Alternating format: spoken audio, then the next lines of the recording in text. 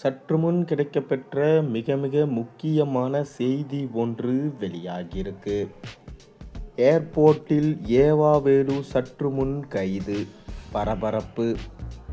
கடந்த திமுக ஆட்சியில் பொதுப்பணித்துறை மற்றும் நெடுஞ்சாலைத்துறை அமைச்சரா ஏவா வேலு பதவி வகித்து வந்தார்.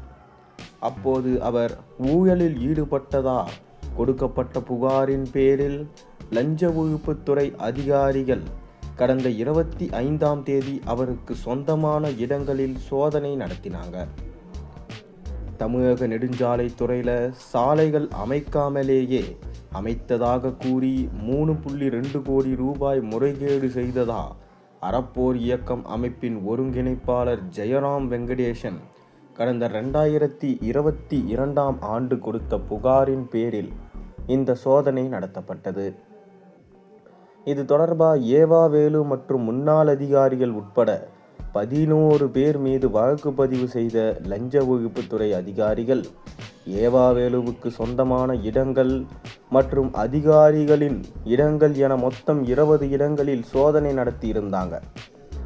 இந்த சோதனையில் முக்கியமான ஆவணங்கள், மின்னணு ஆதாரங்கள் மற்றும் வழக்கத்திற்கு தொடர்புள்ள நெடுஞ்சாலைத்துறை ஆவணங்கள் மற்றும் கணக்கில் காட்டப்படாத ரொக்கம் 40 லட்சம் கைப்பற்றப்பட்டதா அதிகாரிகள் தெரிவிச்சிருந்தாங்க. மேலும் 2022ஆம் ஆண்டு பராமரிப்பு பணிக்காக சங்கரானந்த் இன்ஃப்ரா நிறுவனத்திற்கு 7 கோடி கொடுத்தும் எந்த ஒரு பணியும் செய்யாமல் மேலும் 3.23 கோடியை அந்நிறுவனத்திற்கு கொடுத்தும் மோசடியில் ஈடுபட்டதா சொல்லியிருந்தாங்க. இத்தகைய சூழல்ல தான் சாலை அமைக்காமல் நிதி முறைகேடு செய்ததா தொடரப்பட்ட வழக்கில் கடந்த 3ஆம் தேதி நேரில் ஆஜராகும்படி லஞ்ச ஒழிப்புத்துறை சார்பில் சென்னை லஞ்ச ஒழிப்புத்துறை அலுவலகத்தில் நேரில் ஆஜராகி விளக்கம் அளிக்குமாறு ஏவா வேலுவுக்கு அதிகாரப்பூர்வமாக ஏற்கனவே சம்மன் அனுப்பப்பட்டது. இதனை அடுத்து ஏவா வேலு அன்றைய தினம் விசாரணைக்கு ஆஜராகல. அவருக்கு இருதய கோளாறு காரணமாக திடீர் உடல்நலக்குறைவு ஏற்பட்டதனால சிங்கப்பூரில் உள்ள மருத்துவமனையில் அனுமதிக்கப்பட்டு சிகிச்சை பெற்று வருவதா அவரது வழக்கறிஞர் தரப்பில் லஞ்ச ஒழிப்புத்துறை அதிகாரிகளிடம் விளக்கம் அளிக்கப்பட்டது. மேலும் அங்கு அவர் சில நாட்கள் தங்கி சிகிச்சை பெற வேண்டியுள்ளதனால நேரில் ஆஜராக முடியாது என்றும் அதற்கு பதிலாக திங்கட்கிழமை அல்லது மற்றொரு தேதியில் ஆஜராக கூடுதல் கால அவகாசம் வழங்கி புதிய தேதியை அறிவிக்குமாறும் அவரது வழக்கறிஞர்கள் மற்றும் திமுகவின் மூத்த வழக்கறிஞர் வில்சன் ஆகியோர் லஞ்ச ஒழிப்புத்துறை அலுவலகத்திற்கு நேரில் சென்று கோரிக்கை மனுவை அளித்தாங்க. இந்நிலையில் ஏவா வேலு சிங்கப்பூரில் இருந்து இன்று சென்னை திரும்பி இருக்கிறாரு. முன்னதாக தமிழக வெற்றிக் கழக தலைவரும் தமிழ்நாடு முதல்வருமான விஜய் கலந்து கொண்ட கரூர் மாவட்ட மக்கள் சந்திப்பு மற்றும் நன்றி தெரிவிக்கும் நிகழ்ச்சி நேற்று முன்தினம் கரூர் மாவட்டம் மண்மங்கலம் வட்டம் காதப்பாறை என்ற இடத்துல மதியம் 12 மணி அளவில் நடைபெற்றது. அப்போது முதல்வர் விஜய் பேசுகையில், இன்னொருவர் வெளிநாட்டில் சென்று ஒளிந்து கொண்டுள்ளார். நான் சொல்வது மு.க. ஸ்டாலின் பற்றி அல்ல. எனக்கு எப்பவுமே ஸ்டாலின் சார் மேலே ஒரு தனி பாசம் உண்டு.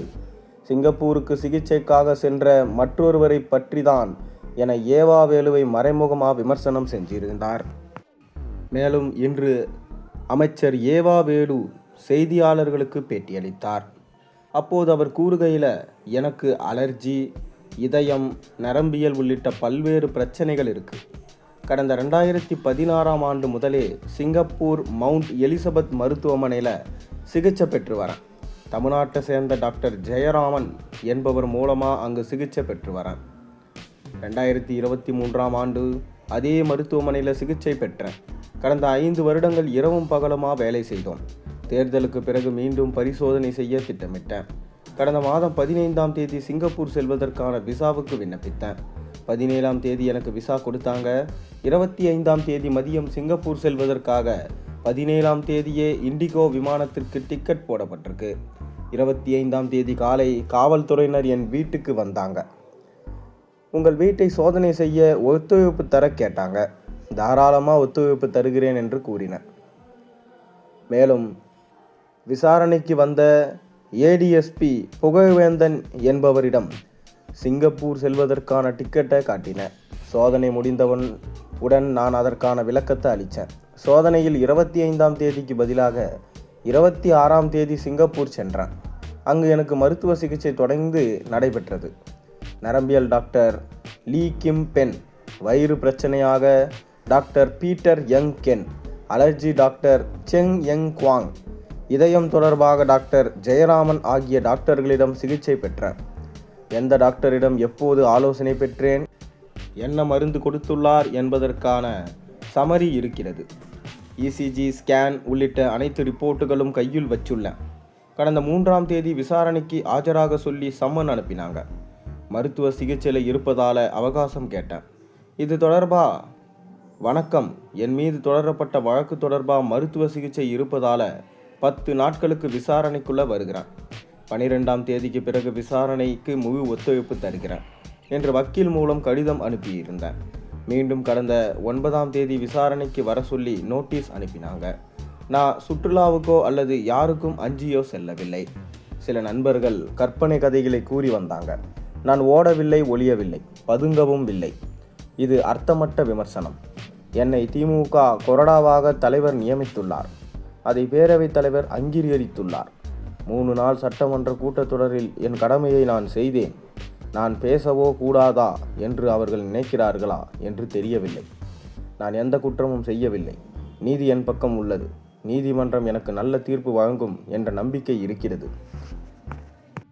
கரூரில் பேசிய முதலமைச்சர் விஜய், கைதுக்கு பயந்து திமுக முன்னாள் அமைச்சர்கள் ஓடி வழிவதா தெரிவித்தார்.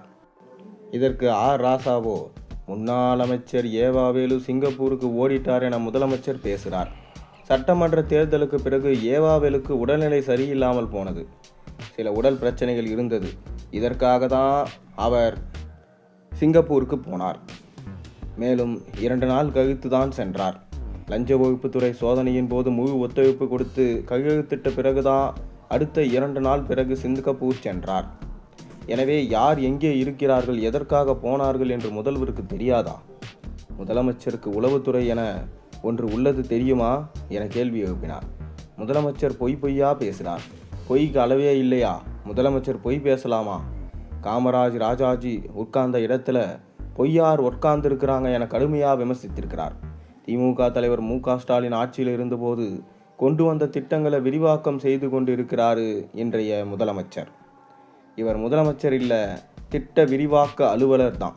செந்தில் பாலாஜி ஓடுகிறார் என்று விஜய் சொல்றார். ஒரு வழக்கு போடும்போது அந்த வழக்கில் ஜாமீன் பெறும் வரை தலைமறைவாக இருக்கலாம். விஜய் போடுவது பொய் வழக்கு. பொய் வழக்கிலிருந்து தப்பித்து கொள்ள சட்ட வழிமுறை இருக்கிறது என அவர் தெரிவிச்சிருந்தார். மேலும் ஏவாவேலு சிங்கப்பூரிலிருந்து திரும்பி வந்தார் என தெரிந்தவுடன் போலீஸ் அங்கு குவிக்கப்பட்டது. ஆனால் ஏவாவேலுவோ, நானே உங்களுக்கு முழு ஒத்துழைப்பு தந்து நானே வந்து அனைத்திற்கான ஆதாரங்களையும் சமர்ப்பிக்கிறேன். கண்டிப்பாக எனக்கு அனுப்பப்பட்ட சம்மனுக்கு நான் அதற்கு பதிலளிப்பேன், நேரில் ஆஜராவேன். அதனால் யாரும் என்னை கைது செய்ய வேண்டிய அவசியம் கிடையாது. நான் எங்கும் ஓடி ஒழியவில்லை. இப்போது என் வீட்டுக்கு தான் நான் செல்கிறேன். அதன் பிறகு நாளை அல்லது மறுநாள் கண்டிப்பாக அலுவலகத்திற்கு வந்து நான் அனைத்து ஆதாரங்களையும் சமர்ப்பிப்பேன். என் மீது தவறு கிடையாது. அதை நான் சட்ட வழிமுறையில் நிரூபித்து வெளியே வருவேன். என் மீது யாரும் அவதூறு பரப்ப முடியாது என ஏவாவேலு கூறியிருக்கிறார். மேலும் ஏவாவேலுவை கண்டிப்பாக சிறையில் அடைத்தே தீருவேன். முதலமைச்சர் விஜய் அவர்கள் அனைத்து ஏற்பாடுகளையும் செய்துவிட்டார்.